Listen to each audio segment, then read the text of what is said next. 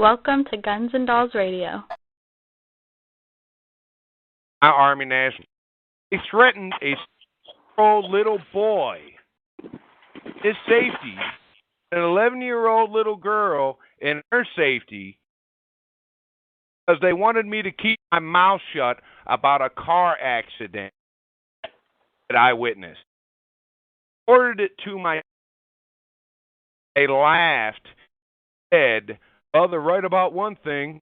Not home very often." That was the response I got from the leadership in the Ohio Army National. So when everybody starts talking about, oh, this is lies and why is he doing it? I'm not disgruntled. I'm pissed. I don't care what that organization would have had to offer Mike Norman and his family. We weren't interested. We weren't buying. So everybody get it straight. Threatened a 6-year-old little boy who happened to be my son. I'm not putting up with it. Everybody tracking with me? Now, everybody's talking about, well, this is all old news. All old news. Let me get something straight with everybody. If something did something like children, it wouldn't be old news. That news would never go away. And use the attack, Mr. Monday, and everything else saying this is old news. That's like me throwing somebody out of a third-floor window, and when he hits the ground, saying, oh, well, you can't say nothing to me because he hit the ground. That's the new news. Me throwing him out the window, that's old news. You can't say nothing to me. That's old news. But since we're talking about old news and new news, here's a question for you, High Army National Guard. Why don't you get off your ass, go up to Cleveland, the land of beyond reproach, old news and new news, all Boston Market, come to their corporate headquarters and ask him how many thousands of dollars worth of gift cards of your RSP money's been extorted. Is that extortion, sir? Or what is it? Because I know as soon as I say something, there's always two sides to every story. There is two sides to every story. It's the defense and the prosecution. And yes, that is the version of government funds with the intent to deceive. Okay? It is several other laws under the RICO statutes that are illegal and illegal acts. So, I mean, we've got just a whole bevy of things to choose from, but you are correct. It's embezzlement. It is diversion of frauds for purposes not intended. It's thievery, you know. And down here, I mean, if you steal old boy's cow, it's just a damn thief. So I just want everybody, you heard it from my mouth. Don't call me. Don't send me emails. Don't ask why. Today, you either do not bring your ass to Texas. You make a stand and you say, well, why is Mike Norman doing this? Well, Mike Norman reports the news, okay? We started off doing a Rise in the Suicide article in Guns and Dolls magazine and tripped over this stuff. We interviewed two members of the Ohio Army National Guard that told us before he got arrested that John Stills liked little girls. And we failed that little girl up in Cleveland just as much as anybody else, because when I read the editor's notes, thought that, oh, well, he likes little girls. He's 40 years old. He must like 17, 18, or 18, 19, 20-year-old women, not thinking he liked 10-year-old little girls. So the Ohio Army National Guard and the members therein, they knew he liked little girls. We interviewed two people that said he liked little girls, and I was briefed by my editor, Tony Philbrook, the day before he was arrested that he liked little girls. So don't sit there and ask why. Don't ask none of that crap. Look around you. We've had over 12 recruiters in one area. And you want to talk about old news? I like that. Let's talk about old news. Screw the old news. Let's talk about new news. What about the dude down in Cincinnati videotaping himself, serving himself, and sending it to freaking applicants? Is that old news too? What about the guy in Dayton? What about the recruiter in Dayton? The first sergeant in Dayton? You want me to keep going? Get off your ass, call up Boston Market, and see how many thousands of dollars of your money's been freaking taken. Taxpayers, call Boston Market. Ask them how many gift cards have been freaking issued to the Cleveland recruiting for the High Army National Guard. That's your tax money is supposed to be feeding those young soldiers up in Cleveland. Colonel, it's all yours. I need to get me a drink of coffee. It's all yours. You can take it from me. In the telephone interview, the female captain in Ohio Army National Guard, who was brutally raped at night point in 2004 while she was 4 months pregnant. I was shocked at what I was about to learn. The rapist was a 59-year-old Ohio National Guardsman, Sergeant First Class Daniel Lee. Because the rape occurred while the two of them were deployed and stationed at Fort Knox, Kentucky, Lee was court-martialed, found guilty, and sentenced to 30 years of hard labor at Fort Leavenworth, Kansas. Now, what becomes so disturbing is that this rape could have and should have been easily reported. After the rape had been reported, and with a great deal of pressure from the father of the victim, the Ohio Army National Guard reluctantly conducted an IG investigation, and that's the Inspector General for y'all in Arkansas, on SFC Daniel Lee, and found that he was a known sexual harasser with numerous complaints against him over the years.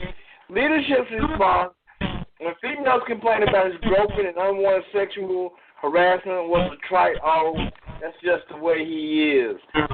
Now, Sergeant First Class Lee was not only a serial harasser, unit members said that he was obviously overweight, yet always seemed to quote-unquote, make weight. He constantly failed the PT test, failed to qualify with his weapon, yet his NCOERs, which are yearly reviews, show him to be a quote-unquote good soldier. Unit members also said that everyone in the chain of command knew about him, yet chose to ignore or accept his proclivity toward females. It was also uncovered that prior to Lee being deployed, he had gotten into an argument with a fellow soldier, went to his car, headed back to the army with a loaded gun. He was intercepted by another soldier who took the gun from him, told him to go home and cool off, and he'd be paid for the rest of the day, which he was. Now, there were many signs that Lee should have never deployed that year, yet he was with disastrous results for at least one young lady who was brave enough to report the rape. And who were the people in charge of the Ohio Army National Guard at this time? Well, it was Colonel Gregory Waite as Chief of Staff, and then promoted to Adjutant General. Another incident while Colonel Waite was Chief of Staff in the late 1980s was Captain Troy Keisner of the 737th Maintenance Division, who sexually assaulted a female soldier at Camp Perry, Ohio. But when it was reported to his commander, Colonel Al Faber, he was quote-unquote talked to. This incident, too, seemed to be just me. Now, these are just a few of the frightening stories that we have been told, and how the same leadership over the last 15-plus years, Major General Waite, Major General Cambon, who have both decided to retire rather than deal with me, Colonel Faber, who I'm after, Lieutenant Colonel Cancels, the colonel now I'm after him, just now coming on to Lieutenant Colonel Shank, and many others have covered up lurid facts to include criminal acts and refuse to act the part of the leader. These so-called soldiers should be afraid of one thing, the truth. The light is now shining on their dark, undisturbed lives, and they have protected each other for so long, they will be held accountable. So help me God. All righty, I'm a little calmed down now. Why? The colonel need a nerve pill now. Need So- cigarette. So let's examine this.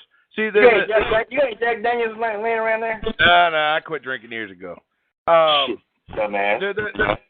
The issue that I have is if I owned a company, which I happen to own a company, and if all of a sudden I had 1, 2, 3, 4, 5 sexual incidents, would I look at firing my editor, Tony Philbrook, who's an excellent editor, does a great job? Would I consider firing him?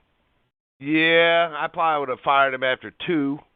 But 9, 10, would you fire him then? Or would you just leave him as an editor?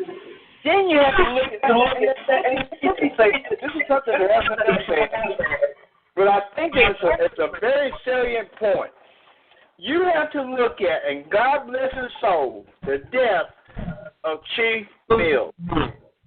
That jump, from what I've understood, did not have some of the prerequisite things that a jump should have, which is, one, a landing party. Now, he was a jump master.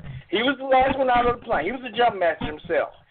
And I'm not a paratrooper, so I don't know if that means anything or not.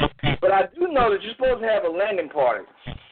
Why would you have people, one slamming into the trees, one slamming into this, one slamming into that, Chief Mills suffering tremendous head trauma, and a very, very experienced and qualified paratrooper?